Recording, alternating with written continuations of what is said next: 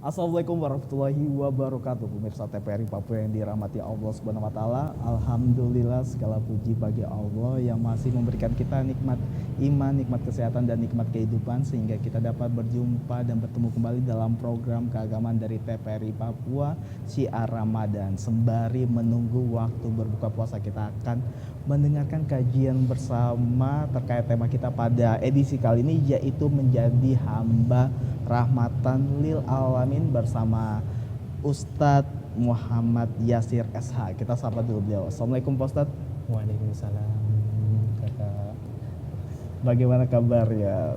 Alhamdulillah luar biasa. Alhamdulillah luar biasa. Tetap semangat ya Pak Ustadz. Tetap ya? semangat. Tetap semangat. Pak Ustadz, ini edisi kali ini yaitu rahmatan, menjadi hamba rahmatan lil alamin Pak Ustadz. Ini sebelum kita berbincang lebih jauh nih Pak Ustadz, ada baiknya Pak Ustadz menyampaikan sedikit mukadimah terkait tema kita pada edisi kali ini. Silakan Pak Ustadz. Oke, terima kasih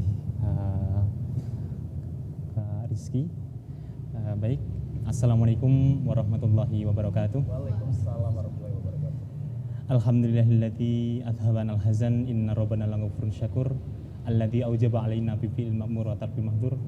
Asyhadu an la ilaha illallah wahdahu la syarikalah wa asyhadu anna Muhammadan abduhu wa rasuluhu sallallahu alaihi wasallam wa ala alihi wa ashabihi.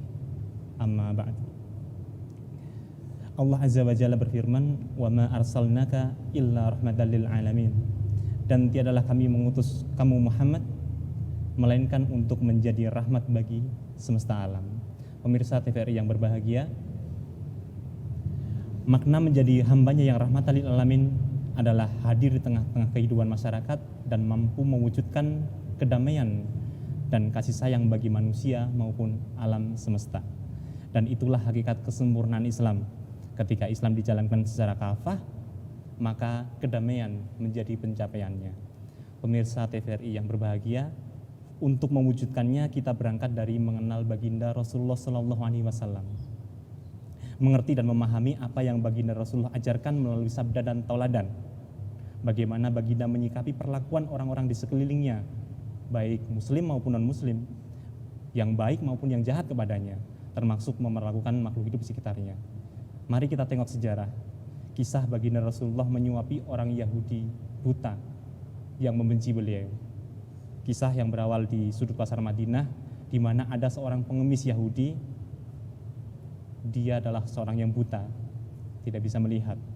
Pengemis Yahudi tersebut merasa jijik dan muak bila mendengar nama Muhammad disebut oleh orang. Bahkan ia menuduh Nabi Muhammad sebagai tukang sihir dan pembohong besar.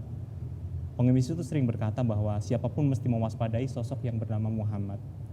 Rasulullah SAW sama sekali tidak membenci dan dendam padanya. Beliau hanya tersenyum dan selalu bersikap lembut terhadapnya. Bahkan Nabi rela meluangkan waktu setiap pagi untuk memberikan makanan menyuapi pengemis buta tadi. Kebiasaan tersebut terus berlanjut. Bahkan si pengemis tidak tahu bahwa yang menyuapi makanan setiap pagi adalah Nabi Muhammad, orang yang sangat ia benci. Bahkan ia selalu menyebut, menceritakan kejelekan di saat Nabi menyuapi, tapi Nabi tidak pernah menyikapi dengan negatif. Nabi tidak pernah membela diri, tidak pernah marah dan lain sebagainya. Setelah Rasulullah wafat, tidak ada yang datang menyuapi makanan itu kepada si pengemis buta. Selang beberapa waktu, Abu Bakar As-Siddiq menggantikan kebiasaan beliau. Sesampainya di sana, Abu Bakar ditegur oleh pengemis tersebut. "Siapakah kamu?" Abu Bakar menjawab, "Aku orang yang biasa." Pengemis itu berkata, "Bukan, pasti bukan kamu orang yang selalu mendatangiku. Karena ketika ia datang, tanganku tidak perlu repot-repot untuk mengambil makanan. Dan mulutku tidak perlu capek-capek untuk mengunyah, karena ia selalu menyuapiku dan melembutkan makanan terlebih dahulu." Mendengar ucapan si pengemis, Abu Bakar pun menangis dan berkata, "Aku memang bukan orang yang biasa datang kepadamu. Aku adalah sahabatnya, sahabat dari orang mulia yang telah tiada. Ia merupakan baginda Rasulullah Muhammad SAW." Seketika si pengemis pun menangis mendengar penjelasan dari Abu Bakar. "Benarkah demikian? Selama ini aku selalu menghinanya, memfitnahnya, Ia tidak pernah memarahiku sedikit pun. Ia mendatangiku dengan membawa makanan, menyuapiku, bahkan membantu melembutkan makanan. Ia begitu mulia. Akhirnya orang yang pengemis buta tadi lantas bersyahadat di hadapan Abu Bakar. Nah, cerita tersebut menunjukkan bahwa bagi baginda Rasulullah, realitas sosial yang tidak ideal dan tidak sesuai dengan harapan dapat diatasi dengan sikap penuh maaf. Tidak berlaku bagi baginda Rasulullah prinsip seperti yang biasa kita pegang. Ketika ada orang keterlaluan, kita akan mengatakan tiada maaf bagimu. Tapi bagi baginda Rasulullah tidak. Baginya tidak berlaku hukum bahwa manusia itu yang buruk selamanya akan buruk, yang jahat selamanya akan jahat. Tidak seperti demikian. Manusia dapat berubah menjadi baik. Kalau tidak dirinya yang sekarang, mungkin keturunannya atau generasi yang akan datang. Itulah mengapa mengasihi orang lain tidak dibatasi oleh siapa orang itu, apa agamanya, bagaimana kelakuannya. Mungkin sangat mudah bagi kita untuk mengasihi dan menyayangi orang yang baik pada kita. Misalnya saudara kita sendiri, bapak ibu kita, mungkin akan sangat mudah. Tetapi terhadap orang yang tidak baik, sebenarnya seharusnya kita juga harus bisa mengasihinya, mendoakannya agar ia segera bertobat dan mendapatkan hidayah. Hal mendasar dari semua itu adalah bagaimana kendali hati baginda Rasulullah. Ketika hatinya baik, maka baik pula seluruhnya. Pun sebaliknya, ketika hatinya jelek, maka jelek pula seluruh badannya. Ingatlah pesan baginda, ketika melihat orang yang berbuat jelek, bencilah perbuatannya, bukan orangnya. Karena yang Nabi benci adalah kelakuannya. Karena dengan membiasakan hati kita untuk selalu mengasihi dan menyayangi manusia di sekitar kita, bahkan alam sekitar, maka sudah barang tentu tindakan kita akan mengarah pada rahmatan lil alamin. Kita tidak akan sampai hati berbuat fasad, berbuat kerusakan di muka bumi. Misalnya kekerasan, penganiayaan, pengrusakan, bom bunuh diri, dan lain-lain. Allah berfirman, wala ta'bagul fasada fil ard, innallaha la yuhibbul mufsidin. Janganlah kalian berbuat kerusakan di bumi, sebab sesungguhnya Allah tidak senang kepada orang-orang yang berbuat kerusakan. Sekian, alhamdulillah, jazakumullah khairan. Waktu saya kembalikan kepada Kak Rizky. Baik, terima kasih Pak Ustadz Yasir. Pak Ustadz, ternyata kita bagaimana menjadi hamba yang rahmatan lil alamin, bagaimana mengimplementasikan apa yang telah diajarkan oleh Rasulullah nih Pak Ustadz. Ini tentunya nih menjadi tantangan tersendiri, bahkan nih kita di sekarang, manusia sekarang untuk melakukannya saja ini sangat susah sekali Pak Ustadz. Pak Ustadz, kenapa sih kita nih tidak bisa seperti apa yang diajarkan Rasulullah, dalam artian untuk menyampai setengahnya saja perilaku apa yang diajarkan Rasulullah tuh kayaknya susah banget untuk umat-umat zaman sekarang. Iya, tentu saja untuk menyamai sikap, sifat, dan tindakan sekaliber Rasulullah Sallallahu Alaihi Wasallam tentu sangat mustahil. Tapi setidaknya kita sebagai umat beliau, kita mencontoh padanya. Karena laqad kana lakum fi Rasulillahi uswatun hasanah. Ini saya sungguh telah ada di dalam diri Rasulullah adalah suri teladan yang baik. Maka seyogyanya kita sebagai umatnya kita mencontoh. Ya tidak harus sama persis, tidak harus seperti yang dikisahkan dulu baginda Rasulullah dilempar dengan kotoran unta, kemudian dibalas dengan memberikan kue roti. Kita tidak marah ketika dicaci maki, sebenarnya dijeleki sama orang, dianiaya dan lain sebagainya, atau difitnah atau digunjing. Kita menyikapi dengan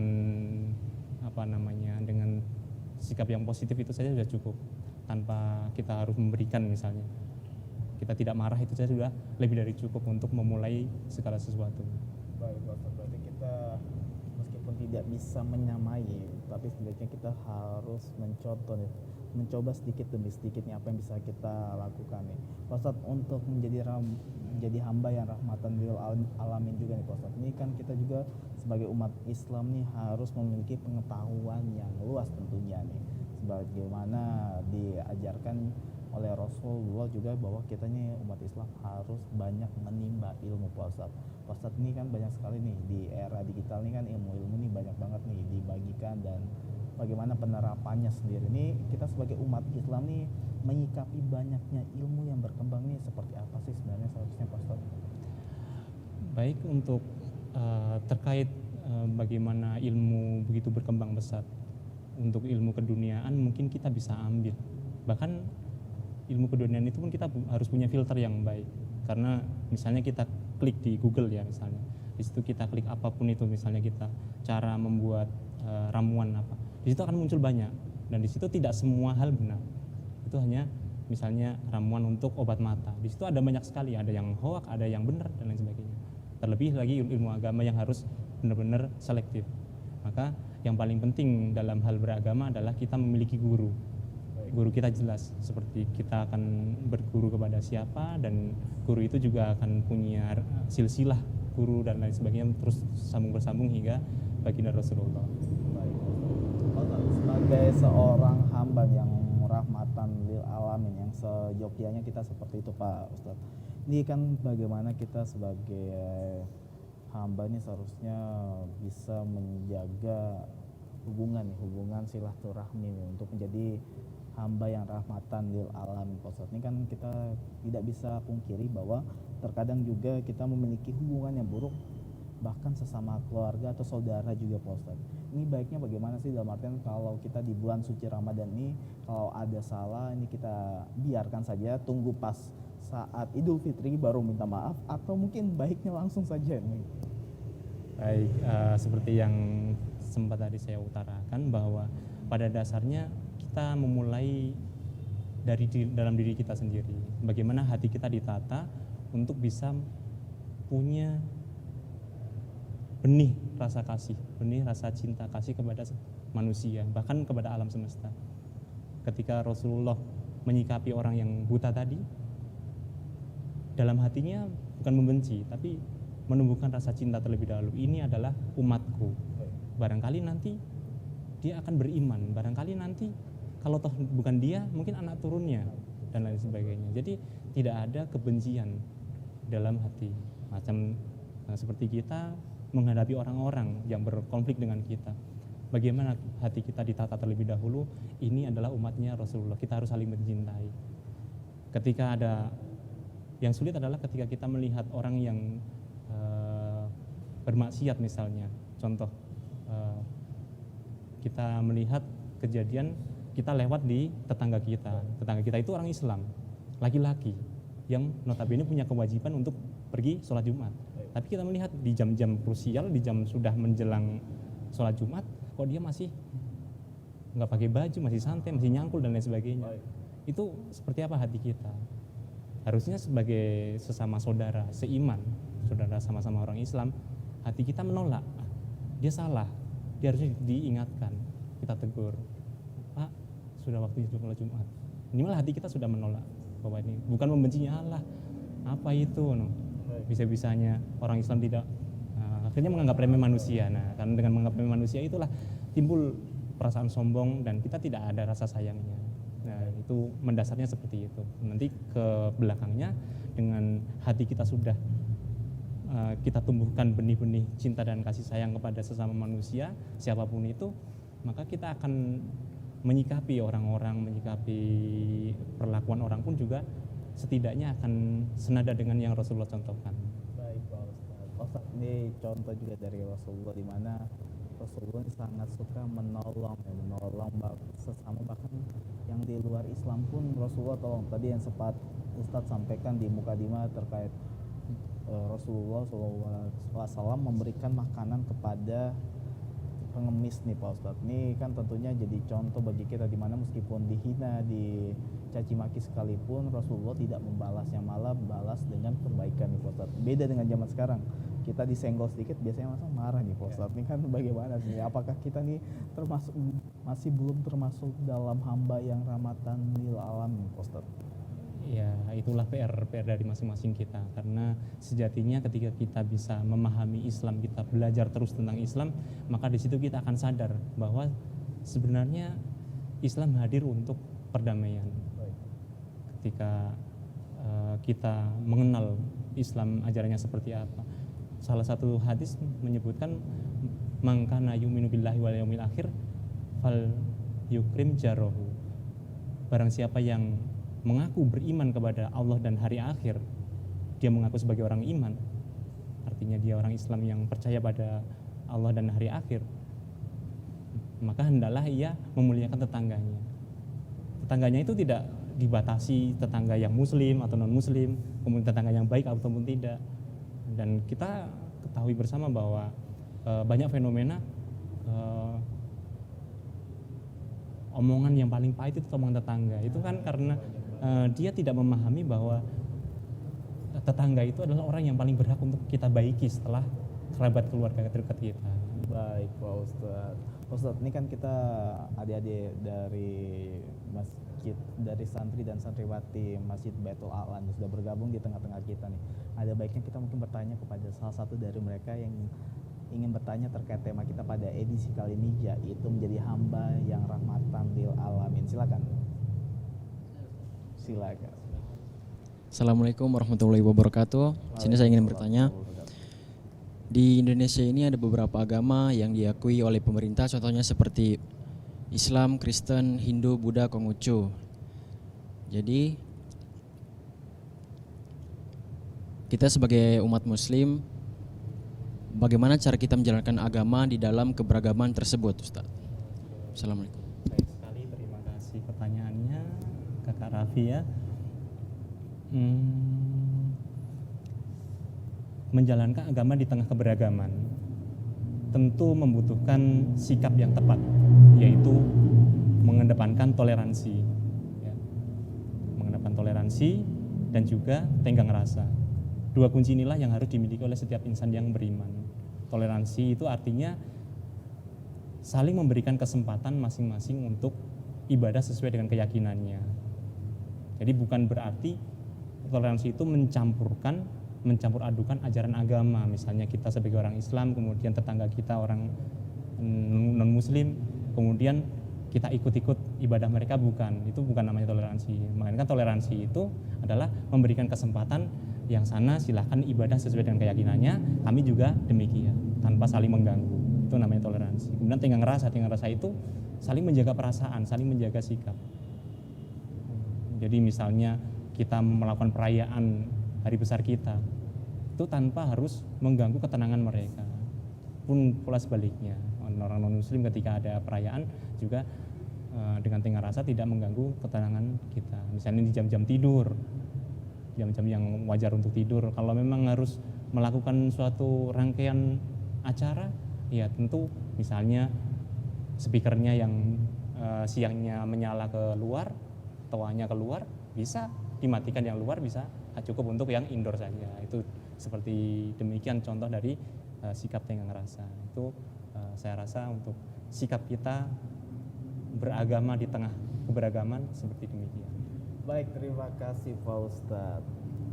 Pemirsa, tidak terasa kami telah menemani Anda selama 25 menit terakhir dan tibalah kita di penghujung acara. Tapi sebelumnya kita akan mendengarkan kesimpulan dari tema kita pada edisi kali ini, yaitu menjadi hamba yang rahmatan lil alamin, yang akan disampaikan oleh Ustadz Yasir. Silakan Pak Ustadz. Baik, kesimpulan hari ini, berbekal hati yang penuh cinta dan kasih, kita akan mudah mewujudkan rahmatan lil alamin. Kita tidak hanya akan terpaku pada peribadatan yang langsung pribadi kepada Allah Subhanahu wa taala saja, semisal sholat, puasa, tadarus dan lain sebagainya, tapi kita juga akan mampu menjaga hubungan baik kita secara horizontal, yaitu hubungan kita dengan manusia yang lain, bahkan hubungan kita dengan alam semesta, dan menjadi hambanya yang rahmatan lil alamin. Ada secarik pesan yang disampaikan kawan kita, Adik Nisa Sabian, pakai musik enggak ya? At-tahiyat wabsalam ansyuru ahlal kalam Zainuddin yahtiram amma haba wabtisam ansyuru bainil anam hadahu dinas salam. Melalui perilaku mulia dan damai, sebarkanlah ucapan yang manis, hiasilah dunia dengan sikap yang hormat, dan dengan cinta dan senyuman sebarkanlah di antara ihsan. Inilah Islam, agama perdamaian. Kita tutup perjumpaan kita hari ini dengan berdoa kepada Allah. Subhanaka Allahumma bihamdika asyhadu an la ilaha illa anta astaghfiruka wa atubu ilaik. Wassalamualaikum warahmatullahi wabarakatuh. Waalaikumsalam warahmatullahi wabarakatuh. Terima kasih Pak Ustadz. Semoga apa yang telah disampaikan ini bermanfaat tentunya bagi kita semua.